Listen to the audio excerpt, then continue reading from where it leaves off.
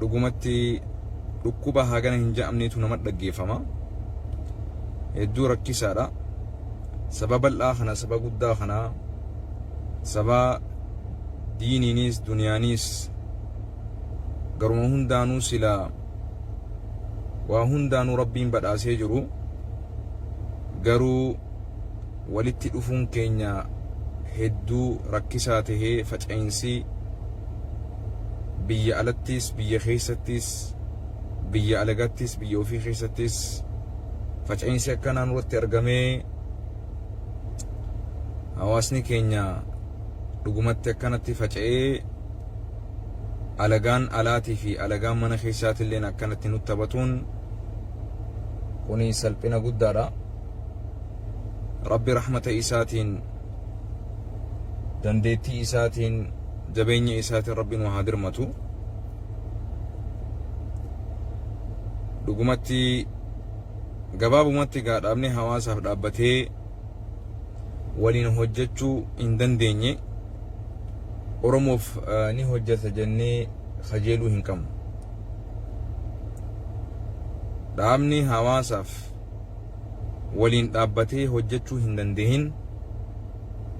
hawaasaaf ni hojjeta jennee eeguu hin dandeenyu. Hedduu nama yaaddeessa, hedduu nama rakkisaas. Kanaafuu dhaabni akka siyaasatti, akka Oromootti, dhaabni akka amantiitti waliigalatti jiru hundinuu gamtaadhaan kan miidiyaatis kan hundinuu osoo mataa walii qabannee osoo waliigallee fedhii fi dantaa teenya irra ejjannee dhugaa Rabbii dursinee eegas booda dhugaa hawaasni qabu, mirgi hawaasni qabu dhugaa isaa osoo akkasitti dursine teenya liqimsaa osoo deemne faca'insaa fi cabinaa fi rakkoon dillitun furmaata ni argatti je'eetii yaada. Akkuma beektan mootummaan Itoophiyaa mootummaa ummata Oromoo bakka hin buune ta'uu kuni ragaa guddaa. Ummanni keenya kan Saa'udii keessatti hidhamaa jiru, reebamaa jiru, tumamaa jiru, sammuun isaanii sarbamee ilaa sadarkaa namni if wallaaluu, maraatuu, if ajjeesuu, if fannisuu bira gahaa jiru kun Rabbi obboleeyyan keenya hamtuu tana Rabbi isaan haa tiisu. Mootummaan kuni mootummaa yeroo gargaarsa barbaadu abbaay ni guddisna, abbaay jaarra, abbaay bishaan maariyyoo goone je'ee biyya Arabaa tana ummata buqqee biyya isaatirraa biyya Arabaa keessa hojjechuu jiru qabeenya inni gartee qarshiidhaan walitti qabatee jiru biyya teessan gargaaraa ja'anii maallaqa irraa guuratan mootummaan Itoophiyaa guddaan kun jechuudha. Ilmaan keenya, obboleeyyan keenya, haadhawwan keenya, dubartii teenya tan biyya Arabaa tana keessatti tan gudeedamtee, tan hidhamtee, gariin isii ajjeefamtee, gariin isii arihamtee, gariin isii fannifamtee, gariin isii tumamte. Mootummaan Itoophiyaa kun guyyaa tokko foddaa isaa san, maskoota xiqqaa isaa san irratti ummata Oromoo kan biyya keessatti miidhamaa jiruuf wanni inni hojjechaa jiru, Oromoo biyya alaa keessatti miidhamaa jiruuf wanni inni hojjechaa jiru maatu jira. Garuu immoo namni inni akka daayispooratti horii guddaarraa gaafatu guuratu eenyu beektanii?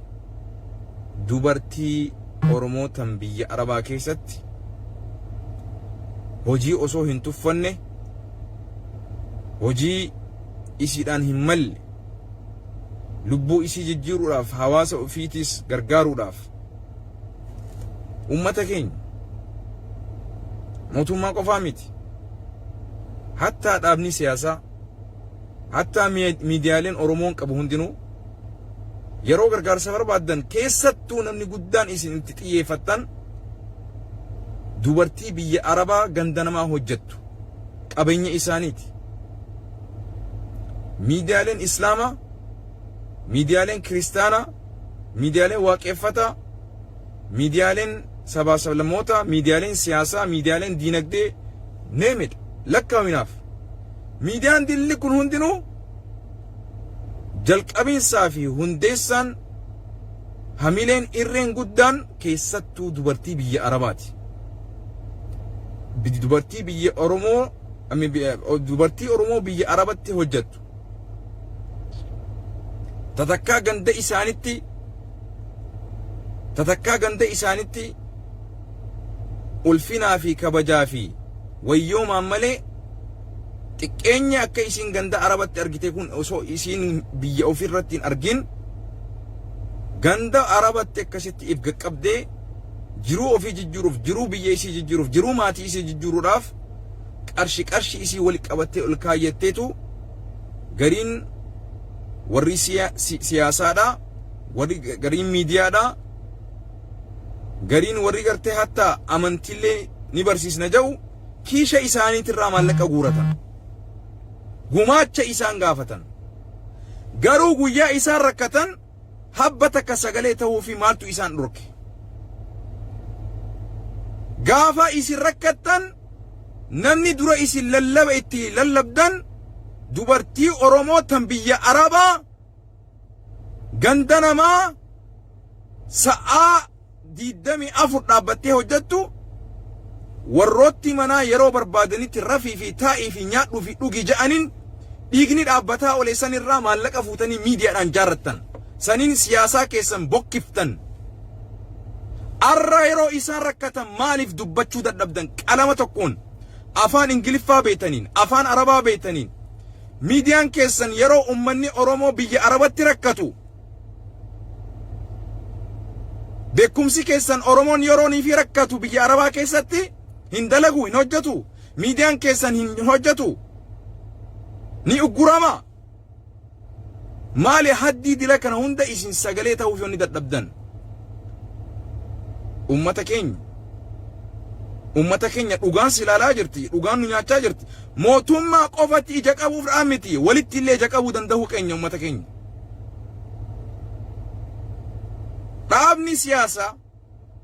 miidiyaan Oromoodha hayyoonni Oromoodha beektoonni Oromoodha qarree fi qeerroon beekaa fi qabaataan hayyu duree fi xiqqaa guddaan keenya hogganaa fi hogganamtoon yoo guyyaa Oromoon rakkatu beela'u rakkatu guyyaa addunyaan tuni gartee itti galgalooyte isaaf irree hin ta'in sagalee hin ta'in humna hin ta'in hamilee hin ta'in guyyaan ati Oromoo dhaabbatteetuma gartee kiishatti waan inni guurrate kanni waan akkanaa si goona sagalee keessani kun miidiyaa keessani kun maaliyyoo keessani jechuun sin dhibu where are you today eessa jirta irraan tana kan sheekaa eessa jirta irraan tana kan qeessi eessa jirta kan abbaa gadaa eessa jirta irra abbaan siyaasaa eessa jirta irra xinxalaan siyaasaa eessa jirta irra where are you guyyaan barbaadamtu arra sagaleen kee arra miidiyaa keetirratti afaan Ingiliffaatiin kabareejii ummata kanaaf hojjattee maaliif mootummaa Su'uudii girgireessuu dadhabde miidiyaan qabuwani miidiyaan kiyya xiqqaa kana asii lallabaa odus maal naa godha Oromoo toftaa siyaasaatiillee jijjiira toftaan siyaasaa jijjiiramuu qabdi hisaaba keenya teenyaa haa dhoonnu karaan itti deemaa jirru kun nu baasaan jiru Oromoo dhaggeeffadhaa teenyee hisaaba wal haa goonu teenyee wal haa gamaggamnu mana keessa qulqulleessaa haa deemnu haalli akkanumatti isneetu kallattuun akkanumatti deemnu hin barbaachisu teenyee mari'achuu qabna hay dippiloomaasii fi neetwoorkii fi hariiroo guddaan ummanni Tigraay guutuu addunyaa kana keessatti argamsiise ifa manaa godhi Oromoo ko nuti walumaaf idduma keenya deebineetuma rakkoo Oromoo waliif ibsaa jirra malee addunyatti ibsu irratti rakkinaa fi hanqina guddaa qabna hiriira tokkichaa qofa laalleetuma gammadaa jirra hiriira tokkichaa qofa huccuu aadaa keenya uffannee alaabaa keenya uffannee picture footoo babbareedduu ol fannifannee denna hiriira baanee jirra dhugaa this is not enough my brothers kanaa miti kunis kallattii tokko qaama tokko damee tokko karaa gartee qabsooti garuu karaa qabsoo guddoo irra saffisaan ummata keenyaaf sagalee ta'u guutuu addunyaa kana keessatti rakkoo ummata keenyaa ummata hubachiisne hawaasni addunyaadhaa rakkoo teenya hubatee mootummaa kana dhiibbaa irratti godhu teenyee mari'achuun anaa beekaa qofa liqqisnee wal dhaggeeffachuun walirraa fudhachuun wal sodaachuu dhisnee dhugaa walitti himuu danda'u namni tokko waan tokko godheef karuma isaa deemu osoo hin taane wanni ati gootu kun maali bu'aan isaa waanuma kaleessa godhame arraas ati godhuun bu'aa kaleessa inni nuu fidee fi arra nuu fidu deemu walitti madaaluu danda'uu qabna. Kaleessa karaa sanii yoo injifanne arra karaa saniin mootummaan gartee injifatamuu hin danda'amu karaa cufee jira. Jarana teenyee mareechuu qabna akkanumatti yoo tokko keetuma waan tokko godhe copycat akkuma isaa san godhu osoo hin taane miira keessaa baanee dhugaa jirtu irratti ummata keenya dhugaa irratti hundoonee haasofsuun ummata Tigraay nurraa barateeti nu caale sittin kijibu obboleessoo nurraa baratee nu caale dachii samiin Ameerikaa tun Tigraay ma jechuu jirti Oromoon isaan dura miidhamaa jirti dhugaadha gaafa mootummaarra jiran hidda dachii fi samii tana keessatti hidhatanii jiran hiddaa hidhatanii jiran qaama mootummaa addunyaa kana keessatti hidda hidhatanii jiran joornaalistoota gurguddaa akka CNN fi joornaalistoota biraa keessatti hariiroo guddaa uumatan mee jarana kanarratti haa xiyyeeffannu dhaaba dhiyoo tana dhaabbate ollaa ja'amuu fi dhaaba biraatillee kan jiru kan waan warra laabii looyeraa fi qaama mootummaa kana neetworkii hojjechuudhaaf irratti hojjecha hin tuffatina dhaaba kana hin tuffatina hojiin isaatii fi kaayyoon isaa waan guddaadha waan qabeenya keenya jettanii itti yaaduun dirqama keenya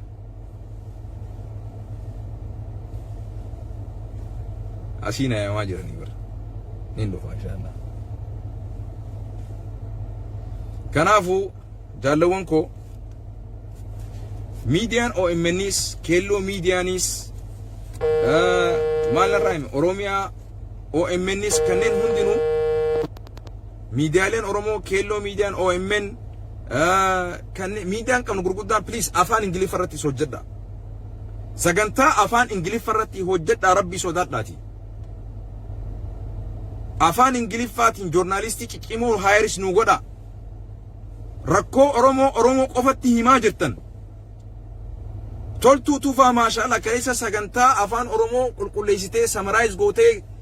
torbaanitti nu gaggeessaa turte eessa kutte isinoo maaliif dhiiste kunis gaafatamuu qaba namoota akkasii akkamii horachuu dadhabdan kunis gaafatamuu qaba baliyyan wal buusaa deemuu qabna moo wal guddisaa deemuu qabna moo wal dabalaa deemuu qabna afaan Ingiliffaa afaan Arabaa afaan addunyaan beektu afaan addunyaan dhageessu rakkoo teenya mootummaa kana shira isaa saaxiluudhaaf rakkoo ummata keenyaa biyya biraa keessatti illee akka isaan rakkoon isaanii tun hubatamtee ummanni keenya kabaja argatu ulfinaan jiraatu ummanni keenya ummata